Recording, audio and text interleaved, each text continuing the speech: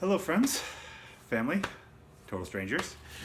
The footage that I showed at the beginning was actually, I went down this weekend to meet my brother on Bear Lake, and I was going to do this whole Bear Lake episode, and because the water is beautiful, but it just didn't work out the way I wanted. It was super hazy. There was a ton of people. We actually didn't end up spending that much time at Bear Lake just because of how many people there were. But on the way back, I did do a hike with Jax, which was super amazing. So I'll show that later on in the video. Tonight's video is on my Amazon experience. So yeah, let's get right into my Amazon experience. I should note that I did not do what a lot of van dwellers and nomads do, is they do the camper force, which you're actually working for Amazon. It's a little different. You aren't required to work 60 hours a week. You aren't required to work 6 days of overtime. From what I understand, I don't know that much about the worker force because I didn't do it. What I did is I was in Phoenix. I was dead broke. And I started looking in the want ads on Indeed.com, and I saw an ad for Integrity Staffing Solutions, warehouse job, $12 an hour. Well, I've worked in warehouses before, and I even worked as a warehouse manager. So I thought, oh yeah, okay, warehouse job. I'll go and apply for that. It turns out it was Amazon. So it doesn't say Amazon or anything on the ad at all. It just says Integrity Staffing Solutions, which is, so I technically didn't work for Amazon. I worked for Integrity Staffing Solutions. And I think this is how most of their employees are hired. They're hired on through Integrity, and if they work out, then they can transfer to Amazon. And so this was right around Thanksgiving. This was a little before Thanksgiving. So I got hired on, I think I got hired on the Monday before Thanksgiving.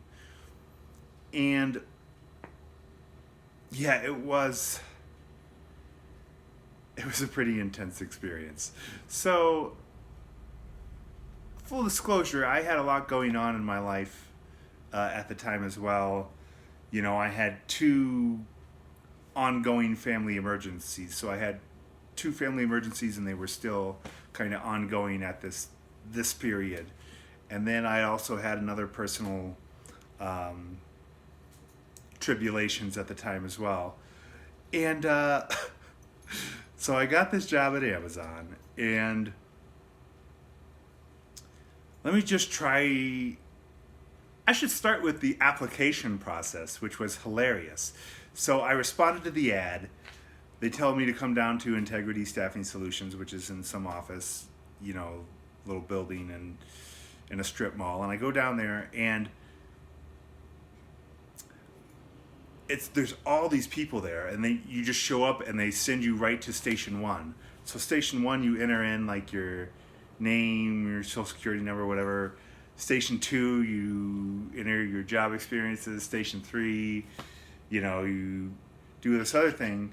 And at some point I'm expecting to get an interview, to get this job. And I think stage 5, so it's like 1 through 3, 4. Stage 5 was like, oh, and this is your orientation, and so when you start, you'll be doing this. Like, what? Apparently, I was already hired just from applying. So they don't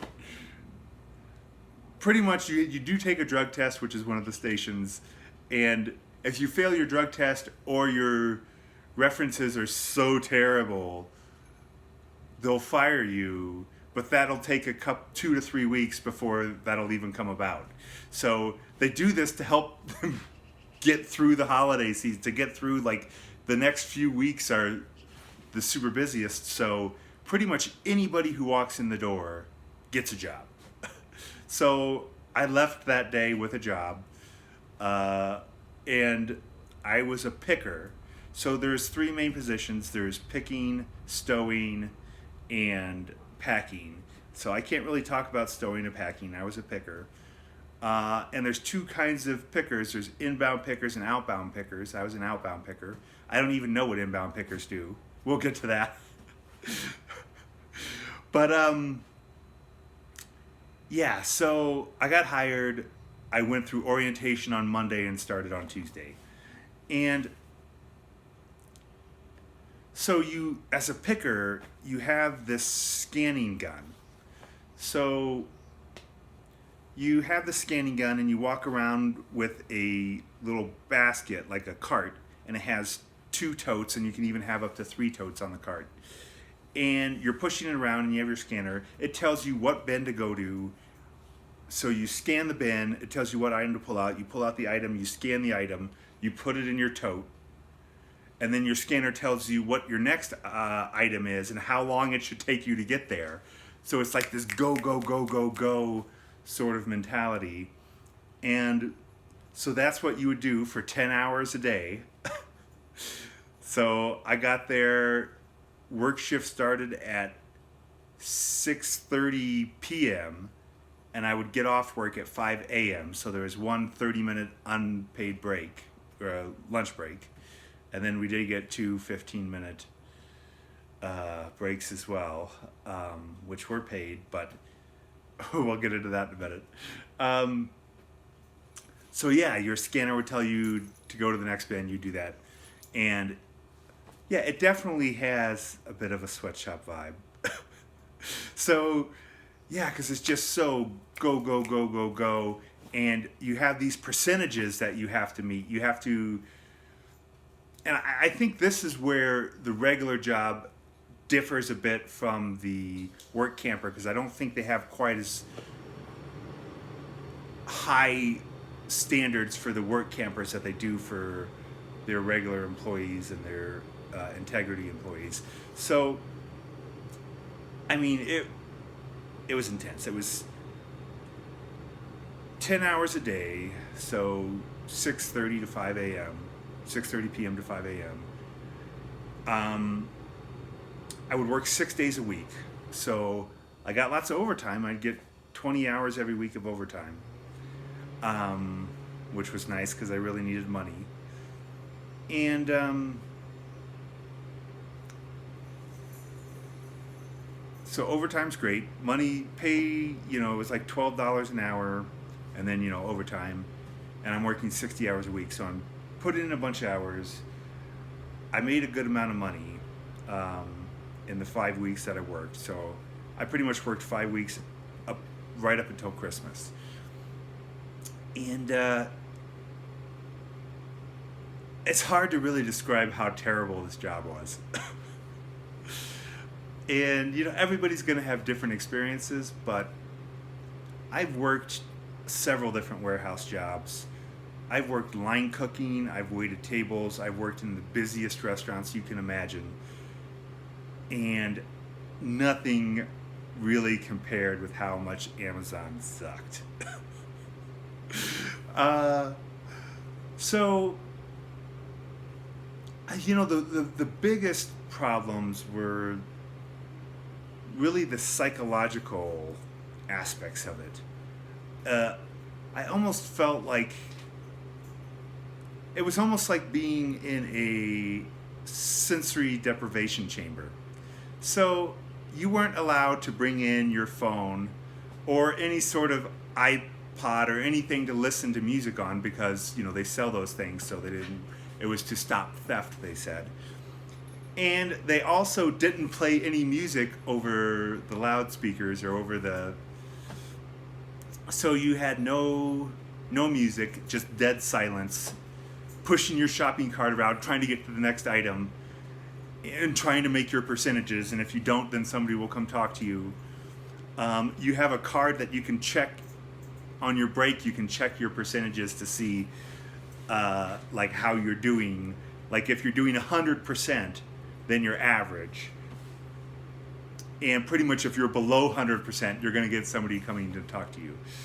And I was always well above that. I was always well above 100%.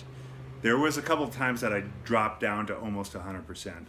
You know, it just kind of depends on what items you got to pick. If you got to pick 20 little items, you know, you just sit there and scan and you'd fill up your basket and your numbers looked great because they do this like item per hour kind of like, yeah, item per hour sort of rating. And that was great. But if you got like these 2 huge items that filled up your tote and then you have to go to the line, drop off your tote, then you come back and then you get 2 more huge items, it just slows you way down. The warehouse is huge. It's probably like, the warehouse is huge. It's, if you've ever seen the movie Idiocracy, it's like the Costco in Idiocracy. It just stretches out as far as you can see. And it was so you might have a 5-minute walk, literally a 5-minute walk from one item to your next item. The warehouse was that big. And so, you know, you're walking 15 miles in a shift in the busiest times, 15 miles in a shift. Which I actually love to walk, so I didn't mind it.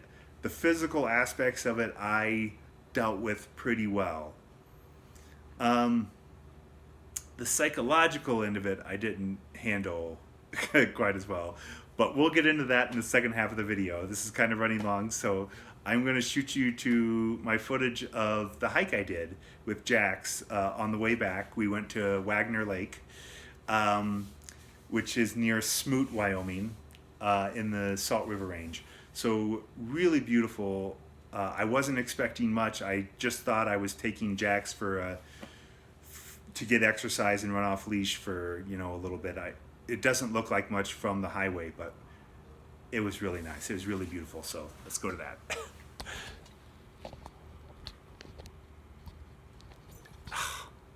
Stop.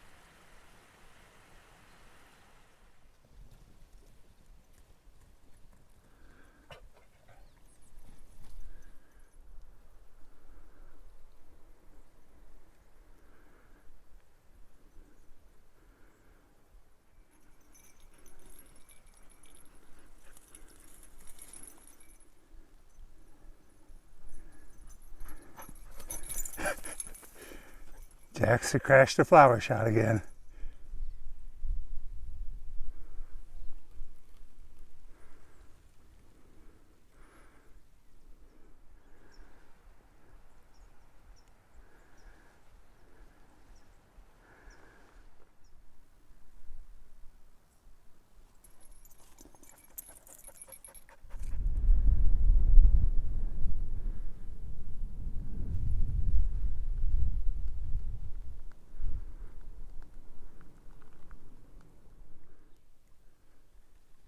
This is Wagner Lake. Not an easy hike, but beautiful. So yeah, this hike turned out to be really amazing. I had really low expectations. I just thought I was stopping somewhere on the way back to take Jax on a walk to get some exercise and run in the wilderness off leash, but it ended up being a lot more. This is gorgeous up here. Western Wyoming it never disappoints. It's, you know, the Tetons are amazing and the Wind Rivers are incredible. and that's where all the people go. But all these other ranges, this is the Salt River Range, are pretty beautiful in their own right, and they would be overrun if not for the Tetons and the Wind Rivers in Yellowstone. So as it is, I've met one couple with a couple dogs and one guy on the trail, and that's it. That's all the people I've seen, and I can guarantee you I would not have seen them if this was a weekday, but I'm here on a weekend, so awesome.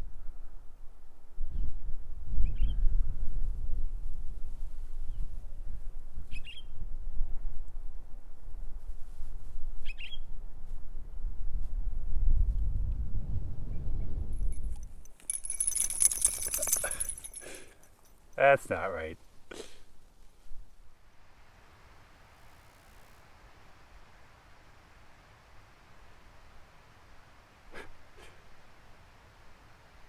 He's not moving an inch.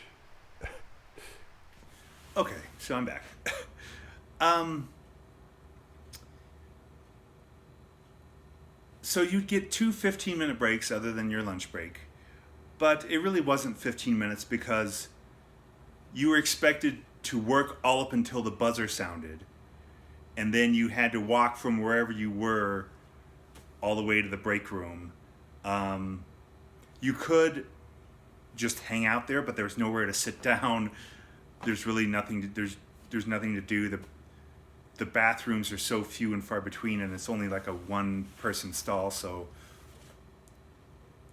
you know, going to the bathroom during your shift wasn't a great option because it would hurt your numbers, because you have this like go go go mentality that you have to make these numbers, and if you go to the bathroom during your break, you're going to have to wait in line, and you're not going to make your numbers for that period, and you're going to have someone come and talk to you. So the best option was just to go to the bathroom on your break.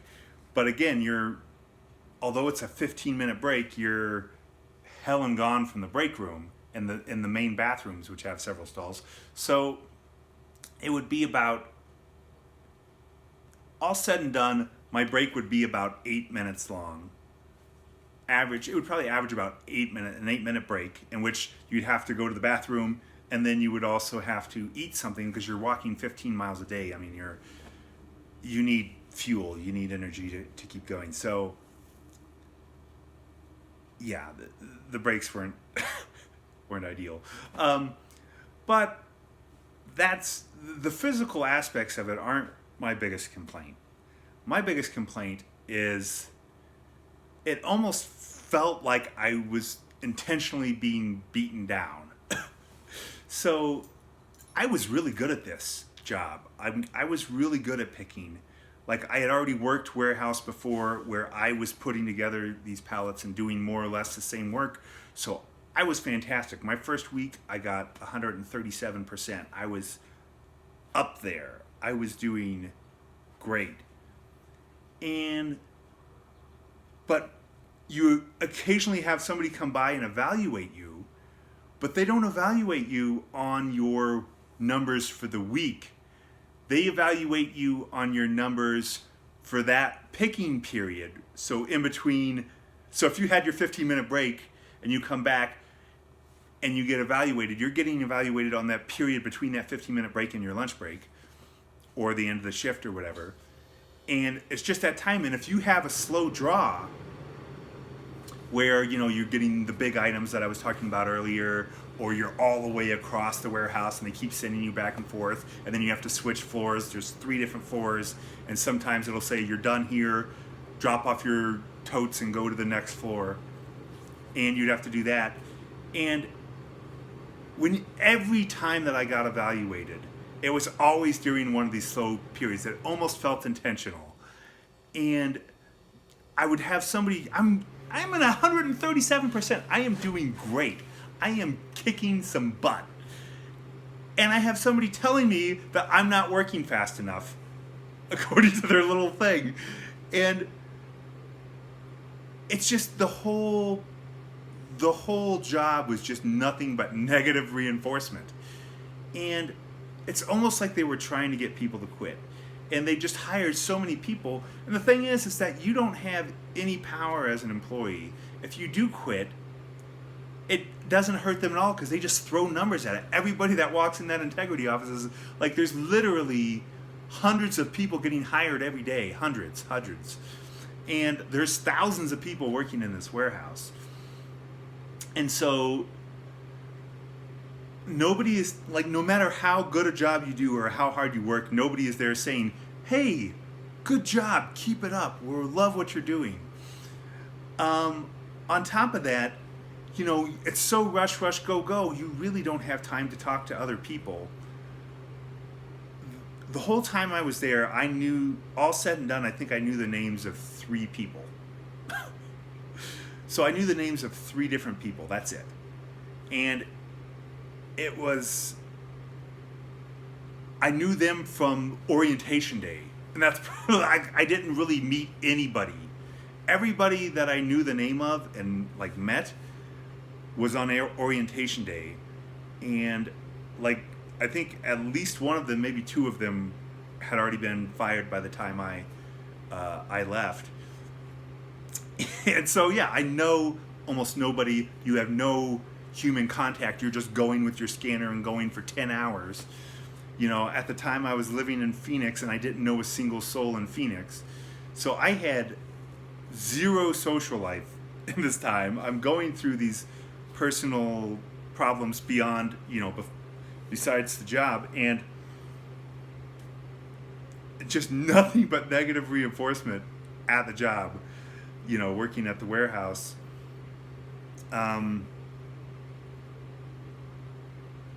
Terrible.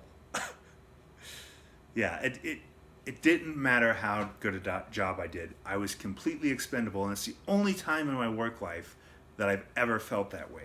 I've always felt that I was valuable, that I was adding something, that I was doing something. But the simple truth is that it really didn't matter whether I did a good job or not. It really didn't matter if I was there or not. If I, you know, you couldn't even, like, get any satisfaction from quitting because, you know, they're just like, oh, whatever. You know, we just hired 100 new people, 150 new people today. Whatever. And, you know, you throw on that, you know, you have no human contact, sensory deprivation. You're not listening to any music. You're just in your own head. You are in your own head, pushing a cart around, scanning these items. And what's more is the people that have been there, I think they have to scan their tote once to start the process, and then they just scan the bin, scan the item, throw it in. Scan the bin, scan the item, throw it in. But you don't get to do that as a new employee and during the holiday season. You have to scan your tote, scan the bin, scan the item, and then scan your tote, and then scan the bin and scan the item. So it slows you down, but they don't figure that into your numbers. And so it was just this, it was terrible. It was the worst job I ever had by a really wide margin. And it's 6 days a week. It was 6 days a week. So it was these 6 10-hour shifts. And when I say it's a 10-hour shift, you know, plus the 30 minutes to get 30 minutes on your lunch break that's unpaid, but then you also have to get there to get in and get out, and you literally have like 3,000 people showing up and leaving at the same time. So if you want to clock into your shift on time, and if you don't, you get a mark against you and 3 marks and you're fired. You have to get there, I would say, at least 30 minutes early to make sure you're going to get there on time. So probably more like 45 minutes. Plus it takes you, you know, 30 minutes to leave with all the traffic trying to get out. So all said and done, it's like a 12-hour experience going into and coming back from work. And yeah. So and then you get 1 day off, and after all of this go, trying to meet your numbers, trying to do all this, you get 1 day off, which is just not enough to recharge. And I think the closest I came to just having a complete mental breakdown was I got my one day off. So I had my one day off. It's Sunday, which that was my one day. I got Sunday off, and I was going to this Asian grocery store. They had a food. There was several food vendors in there, and it was awesome. This was in Phoenix, and I was getting ready. I was going to go to a brew pub and go to a movie and just decompress from my horrible mind-sucking, soul-sucking job. And I get this automated call that says, I am called into work. I have to work that night. And if I don't come in, there's like, it's like this major, there's a point system, and if you hit a certain amount of points, you're fired. And it's this huge chunk of points if I don't show up. And I mean, I was near tears. I was near close to breakdown. Like, I can't go in. Like, let them fire me. I can't go in. And I called, and it turns out it was a mistake. It was an accident, and I wasn't even supposed to come in that night. And luckily I didn't. Like, I just decided that I wasn't going in, and I kept calling, and I finally got through, and it turns out that I was not supposed to be there, so. But yeah, that's more or less my Amazon experience. Sorry, this video is long. There's no way to talk about this and not talk for a while. I should talk about my leaving. So they have this desk inside the facility for integrity employees. And so at that desk, this is where after the Christmas season, you can apply to become a full-time Amazon worker. I just can't imagine wanting to do that. I should say that there was a lot of people there who just didn't have any other options. They were doing it as a second job. They were just trying to make ends meet. So it wasn't like, oh, just get another job. No, like, this is another job. They're trying to make their ends meet. And there were so many people, like, just in the 3 people that I actually got to know. And so I'm using that to extrapolate what it was like for everyone else. Like, just people trying to get by and taking this job pretty much out of desperation. And